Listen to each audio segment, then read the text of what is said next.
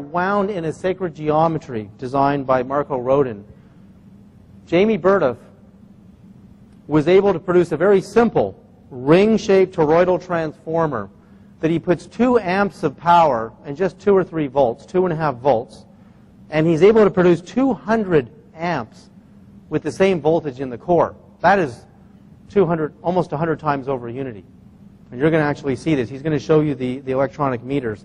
I mean, if that isn't zero-point energy, I don't know what is.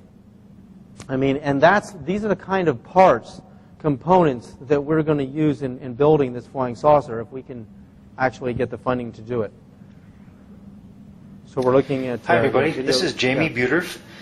This is a short video. I wanted to show some of the aspects of the latest coil that I have designed. As you can see, it's a very different toroidal coil than some of the commercial ones you might have or might be familiar with.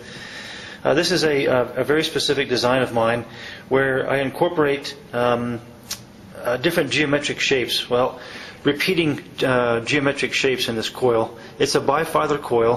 One of the circuits goes this way, the other circuit crosses over it in a specific angle. Okay, and I have several, and that does that several times here in the center. And it's a specific geometric pattern that I've created, and it goes along with the way I'm going to pulse the coil. It's a very specific way I'm going to pulse the coil or energize the coil, and it pertains to the mathematical geometry of the coil that I just finished putting together here, that I'm experimenting with today. What have we got here to the right is an amp meter, and it's right now, as you can see, it's reading 0, so there is no energy going through the coil right now.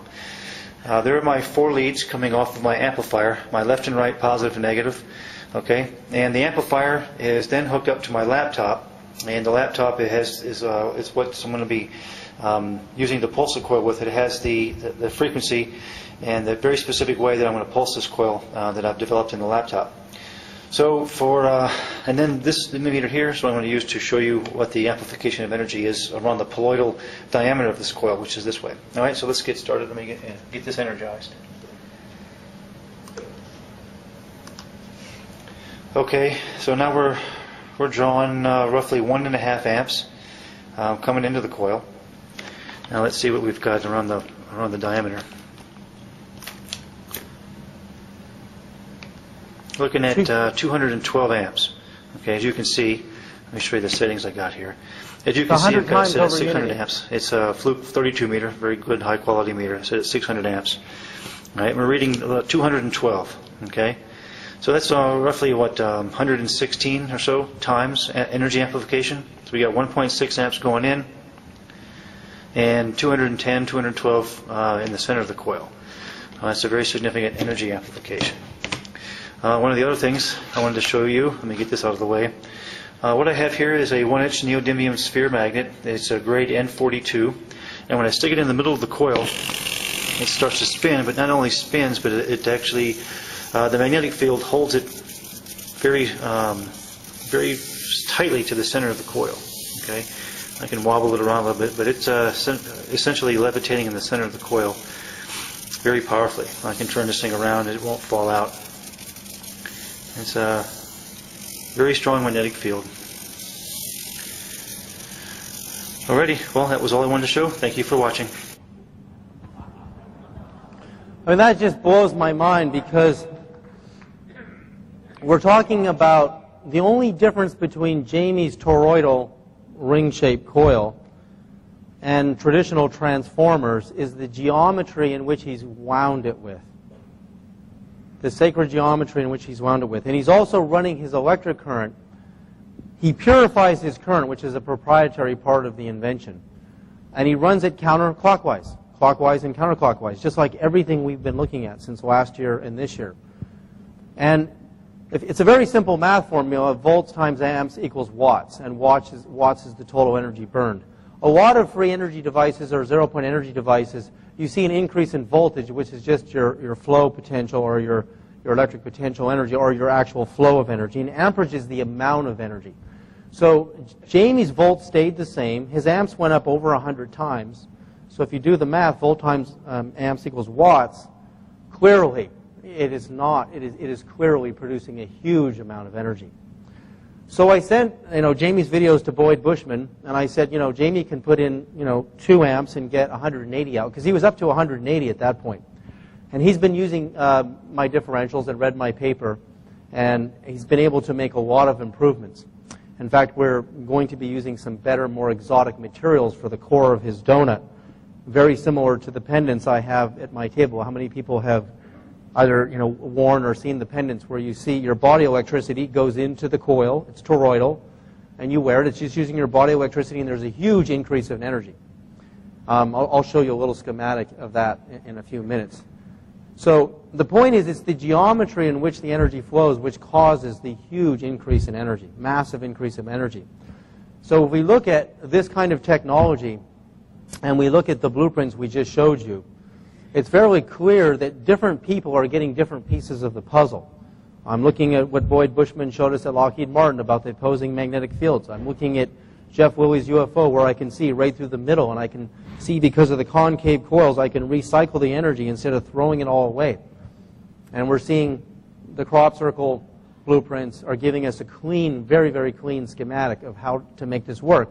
And on that schematic, there were 2 ring-shaped coils like Jamie had on the top and the bottom. So this is that part.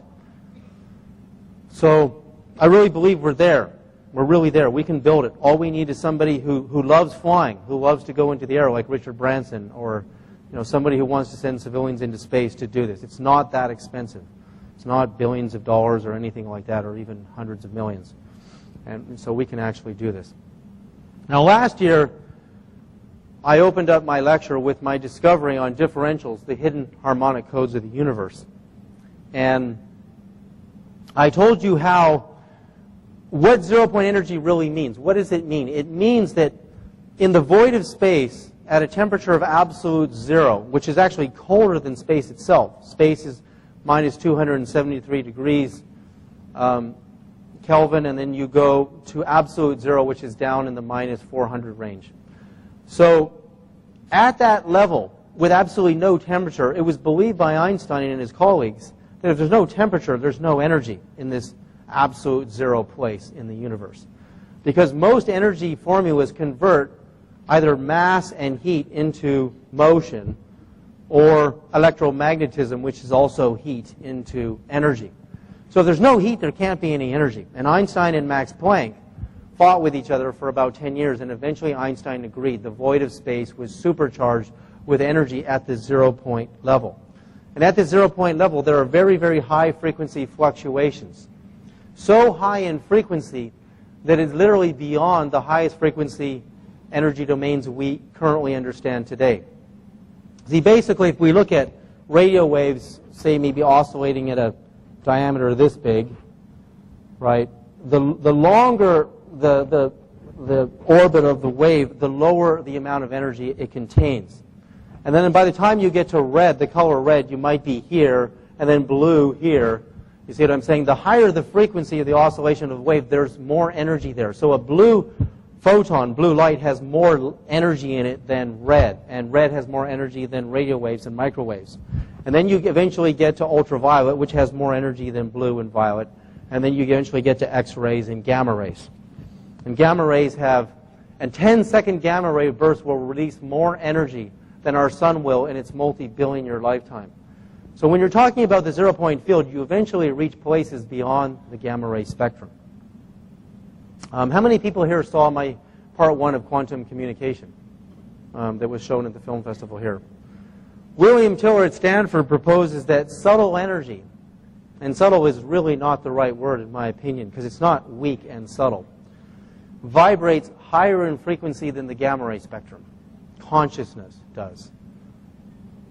That means if you convert that through a very simple formula in Einstein, converting energy back into mass, the subtle energy force in the universe is more powerful than a 10-second gamma ray burst. It's more powerful than our sun's entire lifetime of solar energy.